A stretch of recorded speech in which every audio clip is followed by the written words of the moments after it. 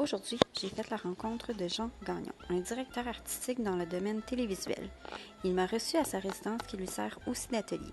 Il m'a raconté tout plein d'anecdotes sur son cheminement scolaire et professionnel, en plus de me montrer quelques projets réalisés, et sur la conception qu'il travaille actuellement. Est-ce que vous êtes allé? Moi, je suis à la Sainte-Thérèse, à l'île OK. Puis c'était 3 ans, c'est rendu 4 ans.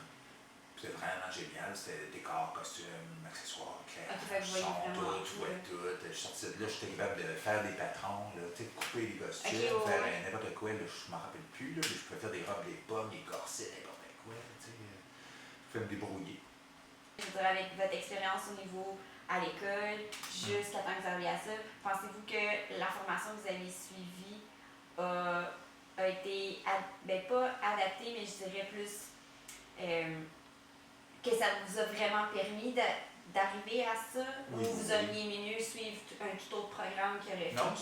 si j'avais fait juste mes arts plastiques, je serais, je sais pas, j'aurais fait de la peinture dans le bâtiment. J'aurais fait, mais il n'y avait rien à faire. Puis vraiment, le cours de théâtre, là, c'était comme rentrer en religion, c'est comme dans l'armée, c'était jour et nuit. C'est super intensif. Puis, mais c'était axé juste sur le théâtre, par exemple. Pas sur la télé, ni cinéma, ni rien de ça. C'était juste théâtre. Mais c'est la même affaire en décor. Tu l'adaptes pour la télé. C'est des panneaux, c'est des portes, des fenêtres. Oui. Sauf qu'au théâtre, il faut que tu le fasses comme pour le public. Là. Pas pour une petite boîte de télé. Là. Non, c'est ça. Ou il n'y a pas de caméra au théâtre. C'est tout le temps la même image qu'il y a en face. Pour que ce soit intéressant pendant 1h30 de temps. Là, J'ai fait votre évolution à partir du théâtre, puis à ce moment jusqu'à la télé. Même je suis parti des arts plastiques, j'avais fait mon cégep en arts plastiques. Moi, je voulais faire de la BD et de la peinture quand j'étais jeune. Là, la BD, c'est ça que je veux encore faire quand je vais être grande. Parce que la peinture, j'ai eu un atelier de peinture pendant 6 ans. Là, je faisais juste ça, de la peinture, puis des faux finis, puis du trompe-l'œil, puis de la peinture de décor. Puis, à un moment donné, tu fais le tour, puis tu es écœuré d'être tout le temps dans la matière, puis tout sale, puis tout ton linge est scrap à l'année, tout plein de peinture tout le temps.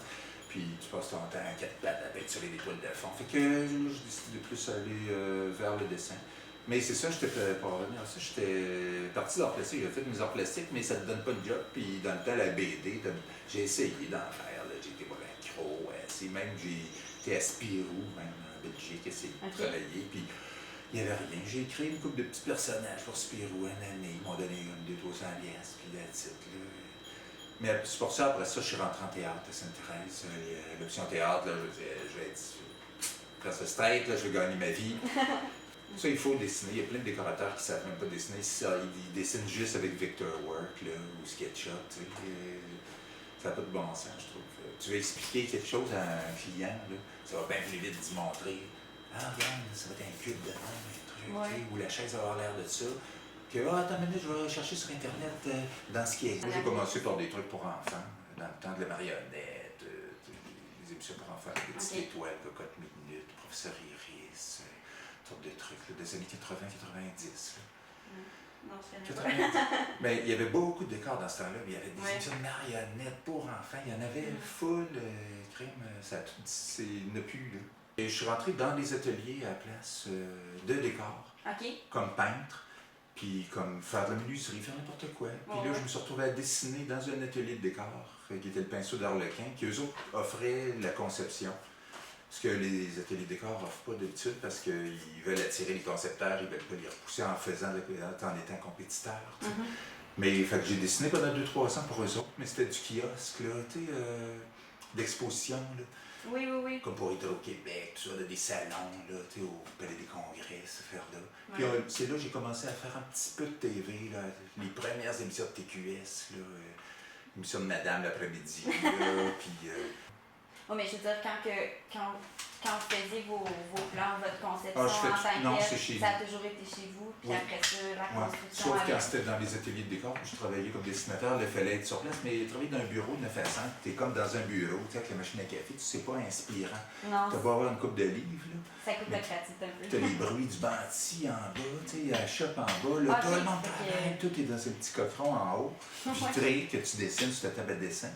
Dans ce temps-là, il n'y avait pas d'ordi. Ça n'existait pas, l'Internet, rien. C'était tout à la main, à la règle, à l'échelle. Encore. À l'échelle, oui.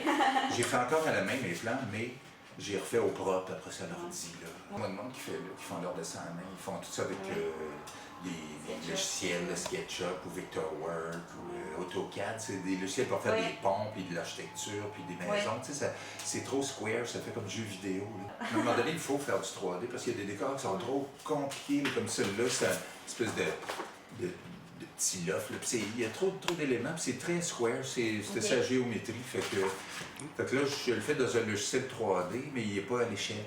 Okay. C'est un logiciel, ça s'appelle Bryce. C'est pour faire de l'illustration, des paysages, puis des personnages, pour faire des jeux vidéo. Là, Fait que c'est plus, je peux faire des montagnes, des arbres, n'importe quoi. Je peux créer mes personnages. Fait que je fais mes maquettes là-dedans souvent quand c'est bien straight, là. Quand c'est un quiz ou des trucs bien, tu sais, il faut que ça soit luisant, puis tout ça. Je ne perdrais pas mon temps à le faire à la main. Tu n'aimes pas la couleur, tu le recommences, ça fait 3 jours que tu es dessus, tandis que là, tu changes la couleur vite. Puis tu peux avoir plusieurs scènes, plusieurs vues, plans du même décor, des top shots, dans des angles différents. Ça, ils aiment ça. Puis à cette heure, les producteurs, ils veulent voir le décor comme si c'était une photo du décor. Qu'il allait avoir en studio. Avant, on faisait un sketch, là, un barbeau, ça va être ça. OK, on te fait confiance. À cette heure, il faut qu'ils voient tout et qu'ils contrôlent tout. On a le ballon, là, tu penses-tu que rouge, ça serait pas mieux que bleu? Tu sais, c'est rendu de même. Ils veulent tout contrôler à mort. Puis souvent, ils sont pas compétents là-dedans. Ils t'engagent pour choisir les couleurs et tout ça. Tu veux pas qu'ils se mêlent trop. Mais c'est ça, il faut faire ce qu'ils veulent.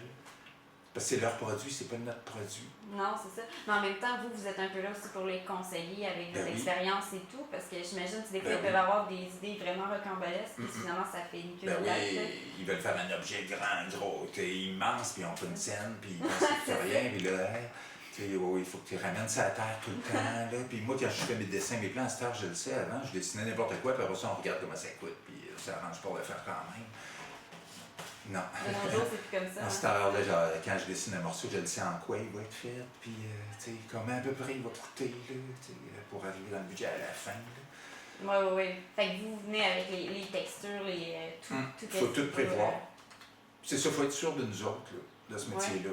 Puis il faut être capable d'imposer comme une vision, puis d'être sûr, puis puis se battre pour nos idées, mais jusqu'à temps de voir que, OK, si on se boit un peu plus, on peut se faire sacrer à la porte. Fait qu'on dit oui, non, c'est correct, on va faire. Il faut doser un peu. Oui, c'est ça. On leur donne, même, ou on les amène à penser que c'est leur idée. Quand c'est la tienne. Ah oui? C'est comme ça? Ben, il faut faire un petit peu de manipulation, ça n'a pas d'allure. Mettons, il vous présente le concept de l'émission, ou peu importe, là. Et puis ils vous disent, on aimerait ça que vous nous fassiez le décor, comme mettons ce projet-là ici. Par quoi vous commencez vos recherches? Est-ce que vous avez commencé par justement faire des recherches, vous avez commencé tout de suite à faire des dessins? Non, je vais commencer par faire un petit plan peut-être, juste pour la dimension, puis régler les sorties, les entrées, puis les entrées de lumière. Parce qu'il y a tout le temps des entrées et des sorties, là. Comme ça dépend des émissions, ils veulent l'entrée au milieu, des fois. Fait que ça, je mets ça au clair avec le réal, là. Bon, puis ses axes de caméra, là, s'il veut tourner juste d'un bord ou si c'est 360, là. OK, il y a des décors qui sont... tu peux tourner partout dedans ou autour. La plupart de ça, c'est comme une boîte, là. Mais je règle les entrées et les sorties, puis là, je me fais juste un petit sketch, une plantation, là. OK. Plus un plan. Puis là, je vais regarder dans les livres un peu, peut-être. Ou sur Internet, ça dépend c'est quoi. Si ça se passe dans une gare, là, la gare de Lyon, ben là, je vais aller voir la gare de Lyon de l'Internet. Puis, puis je vais essayer de reproduire un coin. Mais s'il ne me donne rien, là, comme... des fois, il faut que j'invente un lieu. Parce que des fois, tu travailles 1 mois, 2 mois sur un décor, tu es comme tout seul chez vous. T'as pas de nouvelles? Ben non, eux autres, ils savent que tu travailles, on s'appelle pour ça, man, ça. Mais après ça, tu s'en vas en atelier, en studio, puis les montages, puis après ça, c'est tous les ajustements en studio, puis l'éclairage, il faut être là aussi, puis les premières. Fait que là, après ça, tu es dans le monde, là, c'est plus social.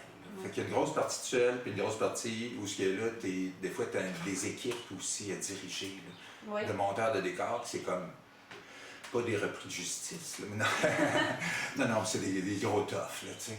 C'est pas des enfants de cœur. Fait qu'il faut que tu deals avec tout ça, là, puis souvent, c'est comme des enfants, là, ils sont un peu bébés, là, fait que, tu leur une boîte de bain, du café, ils sont bien contents, puis ils font un job. Puis Mais on finit par avoir nos monteurs préférés, ben, les reprendre. Puis, tu sais, ça me fait plaisir. Puis, de nous avoir reçus dans votre demeure et atelier en même temps, si on peut dire. Ouais. Puis, c'est un grand plaisir de Puis jaser avec vous. Bon, c'est super.